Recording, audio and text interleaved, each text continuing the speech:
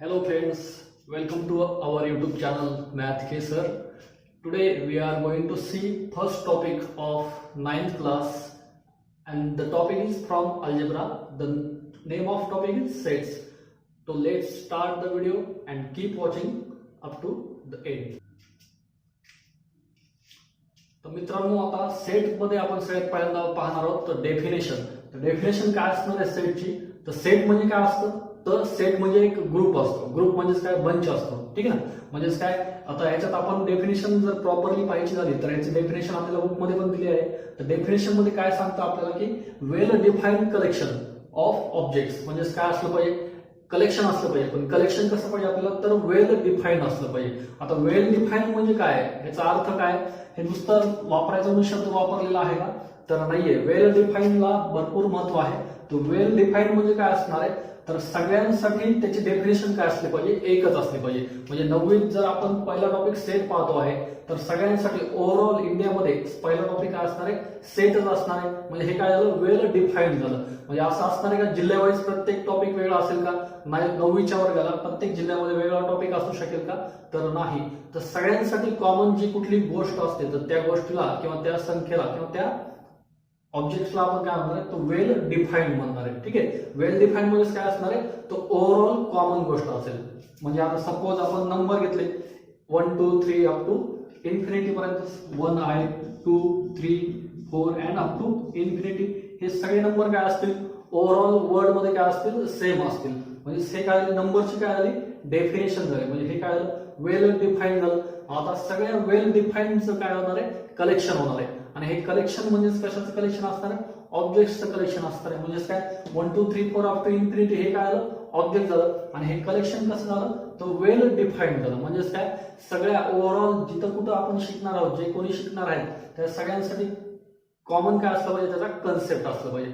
म्हणजे त्याला काय म्हणणार आपण वेल डिफाईन्ड.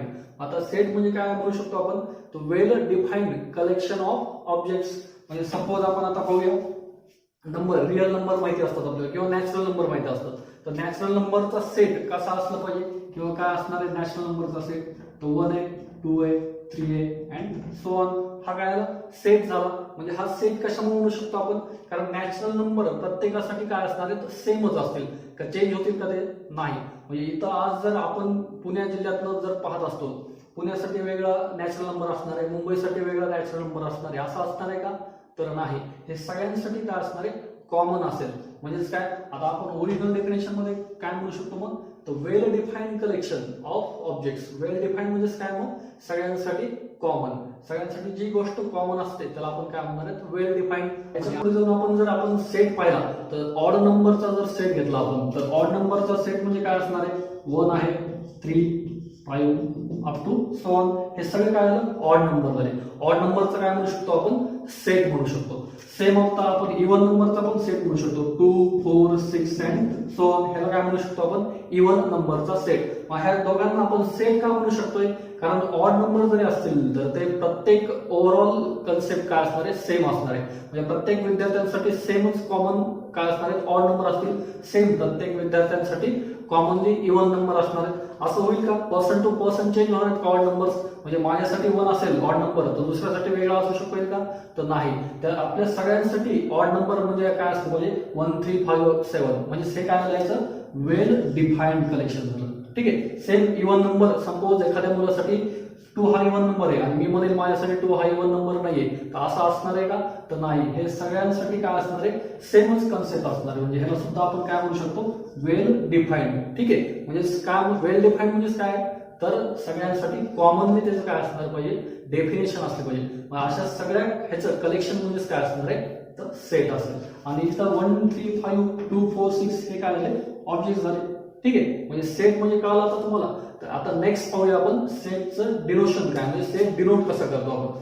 तर सेट डिनोट करण्यासाठी सुद्धा आपल्याला बुक्स मध्ये काही काही रूल्स दिले आहेत. ठीक आहे. तर सगळ्यात पहिल्यांदा काय असणार आहे रूल्स सेट डिनोशन करण्यासाठी तर सगळ्यात पहिल्यांदा आपल्याला सेट कशाने डिनोट करायचं सेट इज डिनोटेड बाय कशाने डिनोट करणार आहेत आपण सेट तर कॅपिटल लेटर्सने. ठीक आहे. म्हणजे सेट डिनोट करताना आपल्याला कसं करायचंय कॅपिटल लेटर्स. म्हणजे सपोज ए झालं बी झालं सी ए आणि up to X A Y X Y आणि झेड हे सगळं काय आलं तर हे सेटचं आपल्याला डिनोट किंवा साइन म्हणू शकतो आपण. साइन नाही ऍक्च्युअली, हे आपण डिनोशन म्हणू शकतो. ठीक आहे, म्हणजे सेट आपल्याला डिनोट कशाने किंवा denoted by capital letter. Suppose आता सेट डिनोट ए बी आणि सी असं करू शकणार आहेत का आपण? तर नाही. हे लक्षात ठेवा नेहमी, सेट जर आपल्याला लिहायचं असेल तर त्या आधी त्याचं डिनोशन काय असलं पाहिजे तर कॅपिटल लेटर्स असले पाहिजे. ठीक आहे, त्यानंतर आपण आता पाहूया सेटचं ऑब्जेक्ट्स. आपण डेफिनेशन मध्ये वापरलं होतं काय, वेल डिफाईन्ड ऑब्जेक्ट्स है ना, म्हणजे वेल डिफाईन्ड कलेक्शन ऑफ ऑब्जेक्ट्स. आता सेट लिहिणार कसा ह्यासाठी पण आपल्याला एक साइन आहे, आणि सेटचं साइन म्हणजे कसं असणार आहे तर हे साइन, ह्याला कर्ली ब्रॅकेट्स म्हणतो आपण. म्हणजे सेट जेव्हा केव्हा लिहायचं असेल तेव्हा सेट काय लिहायचं आहे तर ह्या दोन कर्ली ब्रॅकेटच्या आतमध्ये सेट लिहिला पाहिजे. ठीक आहे, आता बरेच मुलं हे स्क्वेअर ब्रॅकेट लिहितात, हे चालणार आहे का तर नाही. प्रत्येक वेळेस सेट लिहायचे असेल तर तुम्हाला कशात लिहावं लागणार आहे कर्ली ब्रॅकेट्स मध्ये. चालेल, आता सेट लिहिताना आपण सगळ्यात पहिल्यांदा कुठली गोष्ट पाहिली तर त्याचं डिनोशन. डिनोशन म्हणजे काय, कॅपिटल लेटर म्हणजे ए इज द सेट, आणि याला डिनोट कशाने करणार आपण तर कर्ली ब्रॅकेटच्या आतमध्ये लिहिणार. म्हणजेच काय, सपोज 2 आहे 4 आहे 6 आहे 8. ठीक आहे, म्हणजे हा काय आला सेट झाला. सेट लिहिताना आपण सेटचे हे ऑब्जेक्ट्स आहे कशात लिहिले आपण कर्ली ब्रॅकेट मध्ये लिहिले है, आणि त्याला डिनोट कशाने केलं तर कॅपिटल लेटर मध्ये.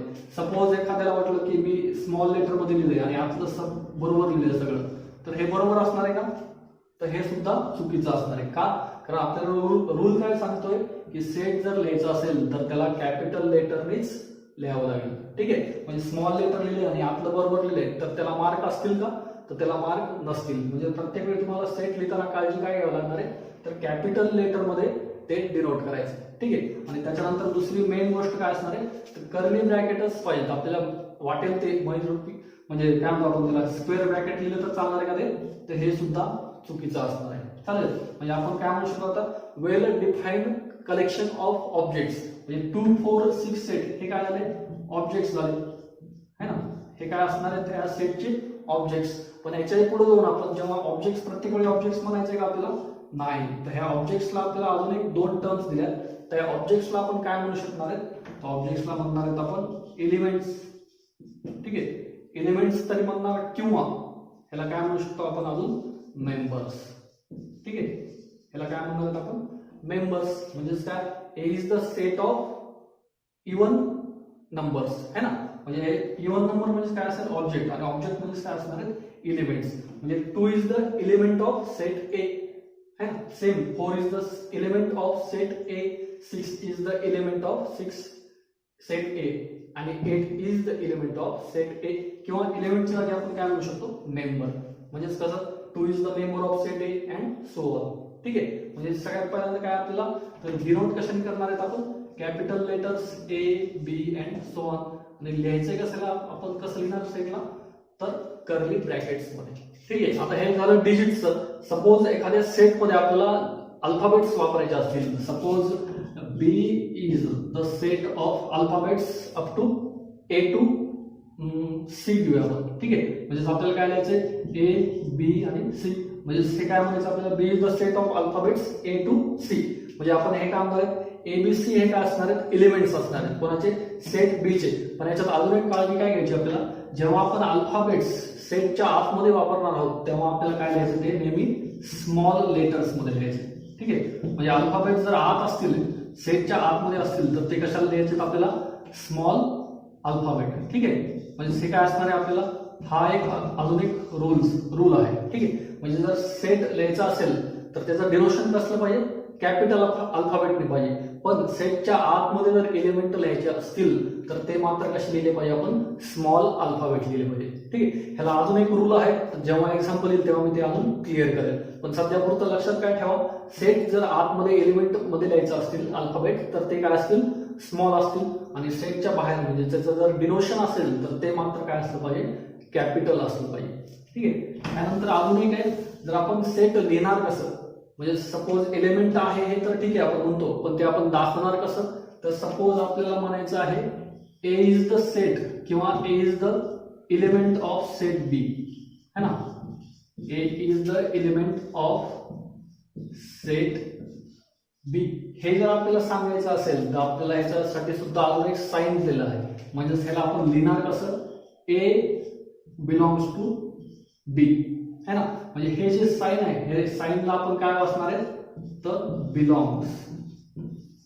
बिलॉंग्स टू, म्हणजेच काय ए बिलॉंग्स टू बी. म्हणजे ह्याचा मिनिंग काय असणार आहे तर ए हा मेंबर आहे बी चा, सेट बी चा है ना. म्हणजे ए कोणाचा मेंबर असणार आहे सेट बी चा. म्हणजे याला रीड कसं करणार, हे झाली लिहायची पद्धत, पण रीड कसं करणार आपण, A is the element of set B, किंवा काही काही ठिकाणी असं पण वापरलं आहे A is belongs to B set B, किंवा ए बिलॉंग्स टू सेट बी.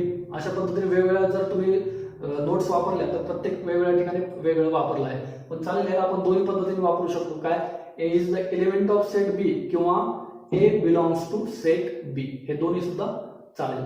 ठीक आहे.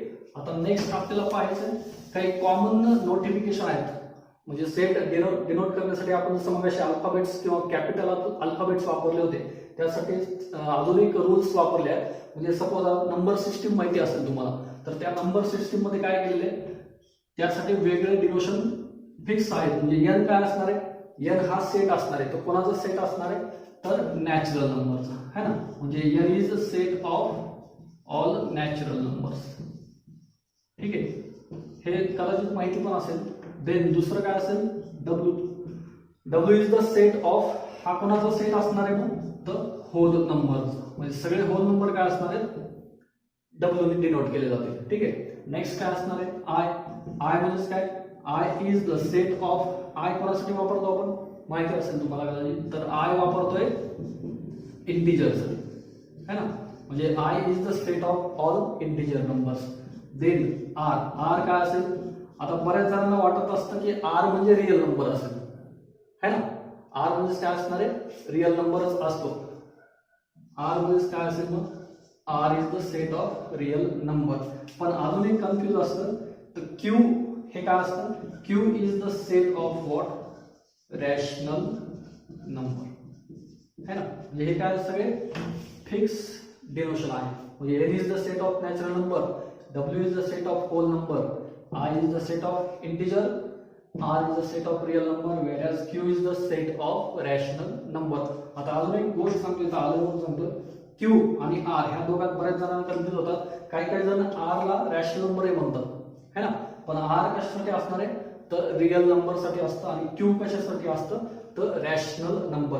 आता रॅशनल नंबर म्हणजे काय, आता हे Q का डिनोट करतात हे सांगतो, हे सिलेबसचा पार्ट नाहीये तरी इथे आलंय म्हणून मी सांगतोय. तर Q is the डिनोशन of rational number. हे रॅशनल नंबर साठी क्यू का वापरतोय आपण, कोणाला माहिती असेल कदाचित है ना. तर क्यू म्हणजे काय, हे कशा क्वेश्चन घेतलंय तर Q is the what quotient है ना. क्यू का वापरलंय तर कोशंट. आणि आपल्याला माहिती रॅशनल नंबरची डेफिनेशन काय, the number which can be express in the form of p by q whereas q is not equal to 0. लक्षात घ्या इथं क्यू स्मॉल आहे क्यू कॅपिटल. आता यातलं कोशंट म्हणजे काय असतं, कोशंट सुद्धा फ्रॅक्शनल नंबर असतो, म्हणजे काय पी बाय क्यूच्या स्वरूपात सुद्धा आपण कोशंटला वापरू शकतो. मग देअरफॉर कोशंट म्हणजे काय असतो रॅशनल नंबर असतो, आणि देअरफॉर क्यू काय असणार आहे मग त्याचं डिनोशन असेल. इथं आर ऑलरेडी रिअल नंबरला वापरला आहे, त्यामुळे रॅशनल नंबरला सुद्धा रिपीट आर वापरू शकत नाही. त्यामुळे आपण क्यू काय घेतलं कोशंटचं क्यू घेतलं, आणि ते कशासाठी वापरलं रॅशनल नंबरसाठी. हा तर मित्रांनो आता आपण सेटची डेफिनेशन पाहिली, एकदा परत रिपीट करूया. तर सेट म्हणजे काय असणार आहे, A well defined collection of objects is called as set. म्हणजे परत तुम्ही लक्षात ठेवा well defined collection. जर तुम्ही पॉज करून हे डेफिनेशन जरी लिहिली तरी चालेल, पण त्याआधी काय करा अंडरलाईन करा well defined collection.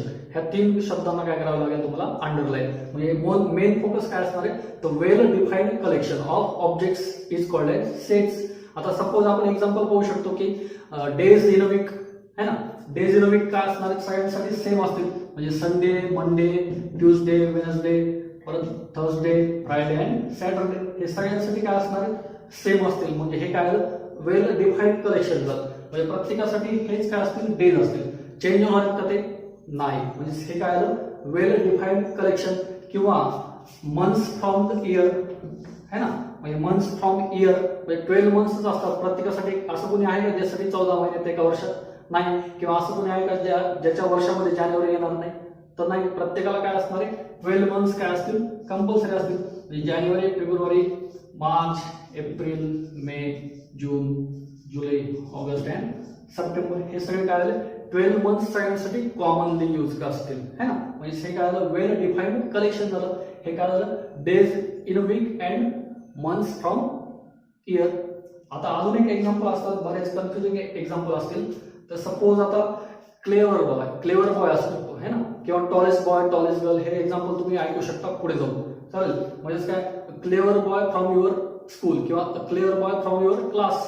आता क्लेवर बॉयची डेफिनेशन प्रत्येकासाठी काय असेल सेम असू शकते का? नाही. सपोज माझ्यासाठी सपोज एक स्टुडंट हा क्लेवर असू शकतो, पण तुमच्यासाठी तो क्लेवर असणार आहे का? नाही. म्हणजे क्लेवरनेसची डेफिनेशन आपण वेल डिफाईन्ड म्हणू शकतो का? नाही, कारण प्रत्येक व्यक्तीनुसार ते काय होते चेंज होते. पण आपल्याला काय पाहिजे वेल डिफाईन्ड म्हणजे काय सगळ्यांसाठी कॉमन पाहिजे. येईल लक्षात. म्हणजे जे गोष्ट सगळ्यांसाठी कॉमन असेल तर त्यालाच आपण काय म्हणणार वेल डिफाईन्ड. आणि जी गोष्ट व्यक्तीनुसार चेंज होत जाते तर त्याला आपण वेल डिफाईन्ड म्हणू शकतोय का? नाही. म्हणजे काय वेल डिफाईन्ड काय पाहिजे तर सपोज तुमच्या 9वीच्या क्लासमध्ये 40 मुलं आहेत तर 40 मुलांसाठी सुद्धा सगळं काय असलं पाहिजे सेमच असलं पाहिजे है ना. आता 40 मुलांसाठी मी टीच करतोय म्हणजे मी काय असणार आहे सेम, पण मी एकटाच आहे है ना. म्हणजे काय असेल सगळ्यांसाठी कॉमन असलं पाहिजे. Suppose tallest boy in your class, tallest boy म्हणजे काय उंच मुलगा, तर तुमच्या क्लासमधला उंच मुलाचा सेट होऊ शकतो का? तर नाही होऊ शकणार का? कारण प्रत्येक मुलाची हाईट वेगळी असते. सपोज एखाद्याची 2 फूट किंवा 4 फूट हाईट असेल तर त्याच्यासाठी 5, 6, 7 अँड सो ऑन असे काय असतील त्याच्यापेक्षा हायटेड, म्हणजे त्याच्यासाठी तो सेट काय झाला टॉलेस्ट बॉयजचा वेगळा झाला. सपोज एखाद्याची हाईट 5 असेल तर त्याच्यासाठी काय होणार आहे 5, 6, 7 म्हणजे अप टू किंवा अबोव दी 5 म्हणजे 5 पेक्षा जास्त हाईट ज्याची असेल त्यासाठी तो सेट असेल है ना. म्हणजे प्रत्येक मुलासाठी काय झालं ते वेगवेगळं. म्हणजे अशा गोष्टींचा सेट होऊ शकेल का? नाही. म्हणजेच काय सेट कोणत्या गोष्टींचा होणार आहे तर ज्या गोष्टी सगळ्यांसाठी कॉमनली असतील, कॉमनली यूज केलेल्या असतील. म्हणजेच काय त्याचा अर्थ काय होणार आहे परत वेल डिफाईन्ड कलेक्शन असणार आहे. ठीक आहे. हा आता मित्रांनो आता सेट लिहिण्यासाठीच्या आपल्याकडे 2 पद्धती आहेत है ना. The methods of writing sets. सगळ्यात पहिल्यांदा काय असणार आहे लिस्टिंग और व्हॉट रोस्टर मेथड, आणि दुसरी काय असणार आहे रूल मेथड और सेट बिल्डर फॉर्म है ना. आता याच्यात रूल मेथडसाठी काय असेल सेट बिल्डर फॉर्म हा हे वर्डिंग जास्त यूज आहे, ह्याचा जास्त यूज केलेला आहे बुक्स मध्ये किंवा एक्झाम मध्ये सुद्धा. ठीक आहे. तर सगळ्यात पहिल्यांदा आपण लिस्टिंग किंवा रोस्टर मेथड पाहूया. ठीक आहे. आता ह्याच्यात सुद्धा लिस्टिंग मेथडचा वापर जास्त होतोय. म्हणजे वापर म्हणजेच काय ह्या शब्दांचा यूज जास्त होतोय एक्झाम मध्ये किंवा बुक्स मध्ये सुद्धा. ठीक आहे. म्हणजे लिस्टिंग किंवा roster method and rule method किंवा सेट बिल्डर फॉर्म. तर सगळ्यात पहिल्यांदा लिस्टिंग मेथड म्हणजे काय हे आपण पाहूया. लिस्टिंग किंवा रोस्टर मेथडच्या आयडेंटिटीज पाहूया. सगळ्यात पहिली आयडेंटिटी काय असणार आहे आता प्रत्येक सेटसाठी हे कंपल्शन असणार आहे. तर सेट कुठं लिहायचे कशी लिहायचे आपल्याला तर कर्ली ब्रॅकेट्स मध्ये. आपण मगाशी पाहिलं होतं तर सेट लिहिताना नेहमी काय लिहायचं तुम्हाला तर कर्ली ब्रॅकेट्स मध्ये सेट लिहायचं. ठीक आहे. म्हणजे सेट काय असलं पाहिजे एलिमेंट्स कसे असले पाहिजे तर एनक्लोज्ड इन कर्ली ब्रॅकेट्स. ठीक आहे. म्हणजे प्रत्येक सेटचे एलिमेंट कसे असले पाहिजे कर्ली ब्रॅकेटच्या आतमध्येच लिहिले गेले पाहिजे. दुसरी आयडेंटिटी काय असणार आहे तर इच एलिमेंट रिटर्न ओनली वन्स. म्हणजे सपोज 2 वर्ड्स असतील किंवा आपण जेव्हा एक्झाम्पल घेऊ तेव्हा सांगेल मी, पण लक्षात काय ठेवा आता प्रत्येक एलिमेंट काय असलं पाहिजे एकदाच लिहिला गेला पाहिजे है ना. म्हणजे सपोज स्माइल असेल किंवा एक्झाम्पल घेऊ आपण त्यात मी तुम्हाला अजून क्लिअर सांगेल. तिसरं काय असणार आहे order of writing elements is not important. म्हणजे काय ऑर्डर कशी असणार आहे तर ती इम्पॉर्टंट नसली असली पाहिजे, म्हणजे नसणार आहे ऍक्च्युअली. म्हणजे काय सपोज आपण एक एक्झाम्पल घेऊया है ना.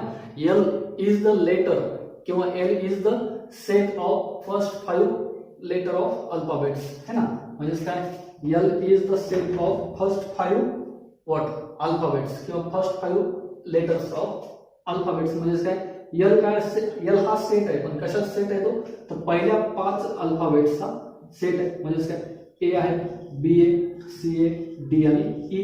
1, 2, 3, 4 आणि 5 हे पहिले 5 काय आले आपल्याकडे अल्फाबेट्स झाले है ना. आणि आपण मगाशी पाहिल्याप्रमाणे सेटच्या आतमध्ये जर अल्फाबेट्स लिहायचे असतील तर ते कसे लिहिले गेले पाहिजे आपल्याकडे तर स्मॉल अल्फाबेट्स लिहिले पाहिजे. आता ह्याच्यात सांगितल्याप्रमाणे आपण तिन्ही रूल्स सॅटिस्फाय करतोय का चेक करूया. सगळ्यात पहिल्यांदा काय elements enclose in curly brackets. म्हणजे एलिमेंट काय करलेत आपण कर्ली ब्रॅकेटच्या आतमध्येच लिहिले गेले आहेत है ना. म्हणजे हे सॅटिस्फाय झालंय का तर झालंय. नेक्स्ट काय असणार इच एलिमेंट रिटर्न ओनली वन्स. म्हणजे काय प्रत्येक एलिमेंट हा काय एकदाच लिहिला गेलेला आहे है ना.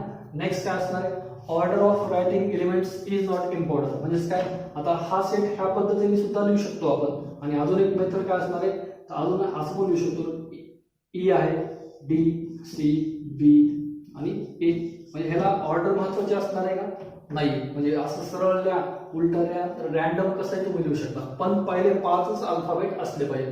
सपोज तुम्ही म्हणताल, सपोज एल आहे, ए, एक्स आहे, वाय, हे चालेल का? मग हे पहिल्या 5 मध्ये एक्स वाय येणार आहेत का, तर नाही. म्हणजेच काय, पहिले 5च असले पाहिजेत, पण त्याची ऑर्डर कशी पाहिजे, मग त्याला इम्पॉर्टन्स आहे का ऑर्डर लिहिण्याला, तर नाही. म्हणजे तुम्ही कसंही लिहू शकता, पण पहिले 5 अल्फाबेटचा सेट असेल तर पहिले 5 अल्फाबेटच तुम्हाला लिहावं लागतील, है ना. तर नेक्स्ट एक्झाम्पल पाहूया आपण. Suppose B is the set of first 5 real numbers, किंवा B is the set of first 5 natural numbers, है ना. म्हणजे काय म्हटलं त्यांनी, बी हा सेट आहे कोणाचा, तर फर्स्ट 5 नॅचरल नंबरचा. आता बी इज द सेट आपल्याला एक्झाम्पल मध्ये दिलंय आपण, त्यामुळे बी हे वापरू शकतो. अदरवाइज जर नॅचरल नंबरचा सेट लिहा म्हटलं तर तुम्हाला काय लिहावं लागणार आहे, एन नीच लिहावं लागेल. ठीक आहे, आपण मागाशी पाहिलं होतं कॉमन यूज डिनोशन करून पाहिलं होतं ना, त्यात N is for natural number. पण आता इथं एक्झाम्पल मध्ये त्यांनी स्वतः दिले आपल्याला काय, तर B is the set of first 5 natural numbers. म्हणजे पहिल्या 5 नॅचरल नंबरचा सेट, म्हणजे 1 आहे, 2 आहे, 3 आहे, 4 आहे आणि 5 आहे. हे पहिले 5 काय आले, नॅचरल नंबर झाले. आता आपण परत सॅटिस्फाय करतोय का बघूया रूल्स. म्हणजे काय, element enclose in curly brackets आहे सॅटिस्फाईड, म्हणजे इच एलिमेंट रिटर्न ओनली वन्स, ह्यात आहे एकदाच दिले आपण. आणि order of writing element is not important, म्हणजेच काय, परत आपण असंही लिहू शकतो, 2 आहे, 4 आहे, 3 आहे, 5 आहे, 1 आहे. म्हणजे ऑर्डर इम्पॉर्टंट असणार आहे का, नाही. म्हणजे हे ह्या पद्धतीने सुद्धा आपण लिहू शकतो. ठीक आहे. सपोज अजून एखादा एक्झाम्पल घेऊया आपण. S is the set of letters from the word management. म्हणजेच काय, यस हा कोणाचा सेट आहे, तर लेटर्स असणार आहेत. तर लेटर्स कोणाच्या, तर मॅनेजमेंट ह्या वर्ड्सचे लेटर्स. म्हणजेच काय, सपोज आपल्याला एक गिवन आहे, yes is the set of letters from the word management. म्हणजेच काय, मॅनेजमेंट हा वर्ड आहे आणि ह्या वर्ड मधल्या लेटर्सचा आपल्याला सेट दाखवायचा आहे. म्हणजे यस नी काय करायचं, आपल्याला डेमॉन्स्ट्रेट करायचंय, कारण गिवन आहे. म्हणजेच काय आपल्याला करायचंय, तर मॅनेजमेंट हा जो वर्ड आहे त्यातल्या प्रत्येक शब्दांचा आपल्याला काय करायचं, सेट करायचंय. पण आपल्याला दुसरा रूल काय सांगतो, इच एलिमेंट रिटर्न ओनली वन्स. म्हणजे प्रत्येक एलिमेंट काय करायचं आपल्याला, एकदाच. इथं आता एम किती वेळ झाले, 1 and 2 टाइम्स एम आले. आपण 2दा लिहिणार आहेत का, नाही. तर ते काय लिहायचं आपल्याला, एकदाच द्यायचं. म्हणजे एम झालं. देन ए कितीदा आले, एकदाच. म्हणजे ते आपण एकदा लिहावं लागेल. एन कितीदा आले, 2 टाइम्स. म्हणजे ते 2 टाइम्स लिहायचे का आपल्याला, नाही, ते एकदाच लिहायचे. ई कितीदा आले, 2 टाइम्स आले. म्हणजे ते 2दा लिहायचे का आपल्याला, नाही, सिंगल टाइम्स लिहायचे. आणि टी काय, एकदा आले. ठीक आहे. म्हणजे काय सेट झाला तयार, MANET. ठीक आहे. म्हणजे काय, yes is the set of letters from the word management. म्हणजे मॅनेजमेंट शब्दाच्या लेटर्सचा सेट. म्हणजे त्यासाठी आपल्याला रूल्स आहेत.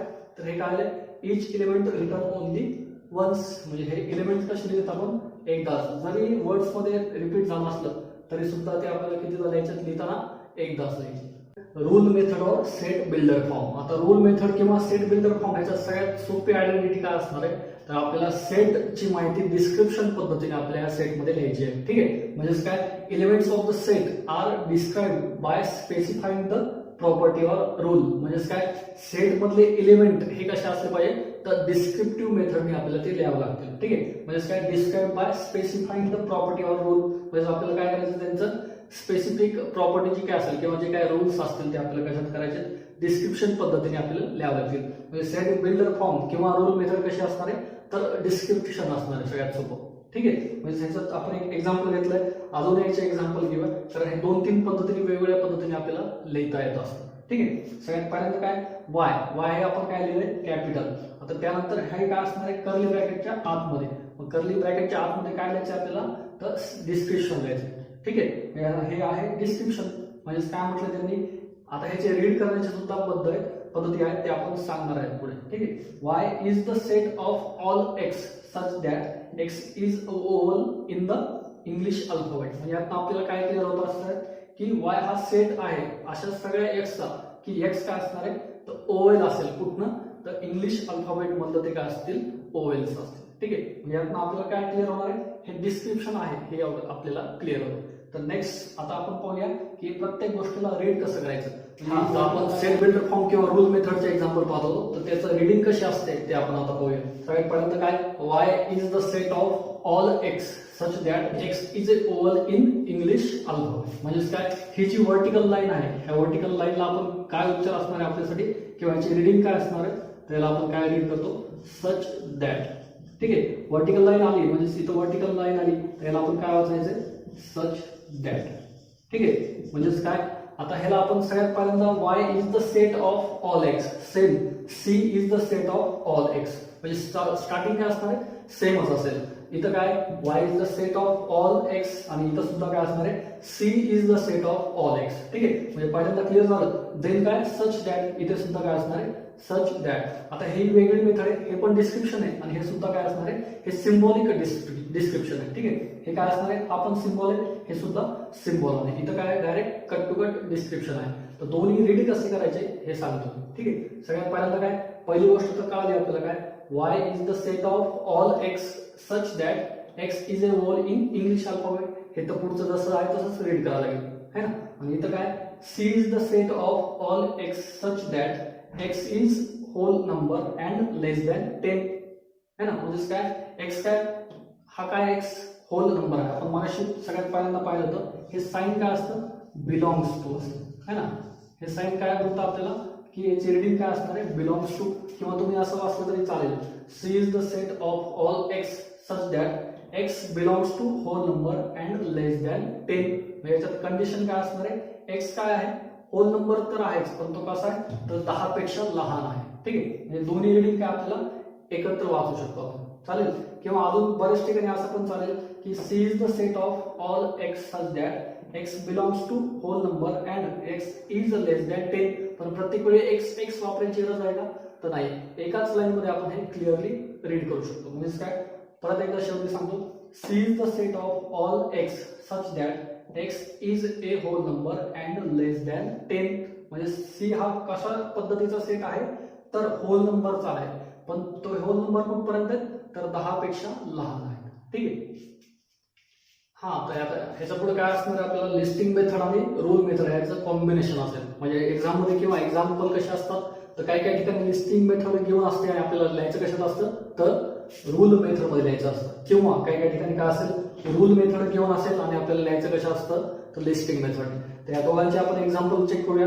हे तुम्ही अजून जेवढी जेवढी प्रॅक्टिस करताल तेवढं तुम्हाला काय होणार आहे, क्लिअर होत जाईल. आणि याच्यात जर काही डाऊट असेल तर मला कमेंट बॉक्स मध्ये सांगा, म्हणजे मी अजून क्लिअर करेल नेक्स्ट व्हिडिओमध्ये. ठीक आहे, तर सगळ्यात पहिल्यांदा काय, लिस्टिंग मेथड. तर लिस्टिंग मेथडचं आपल्याला एक्झाम्पल घेऊन आहे, हे रीड पण करता आलं पाहिजे बरं. आता ह्याच्यात काय रीड करता आपण, तर A is the set in which the elements are what. हे एलिमेंट्स कसे आहेत, तर हे नॅचरल नंबर तर आहेत ऑब्व्हियसली, पण नुसते नॅचरल नंबर यांची आयडेंटिटी आहे का, म्हणजे याच्यात 1 नाहीये, 3 नाहीये, 5 नाहीये. म्हणजे हे काय, हे सगळे एलिमेंट्स कसे असणार आहेत, तर नॅचरल नंबर पण आहेत, पण ते कसे सगळे इव्हन आहेत, है ना. 2 आहे, 4 आहे, 6 आहे. म्हणजे आपल्याला क्लिअर होतं, हे आपल्याला ओळखता आलं पाहिजे की हे सेटचे अरेंजमेंट कशी आहे, हे एलिमेंट्सची अरेंजमेंट कशी आहे.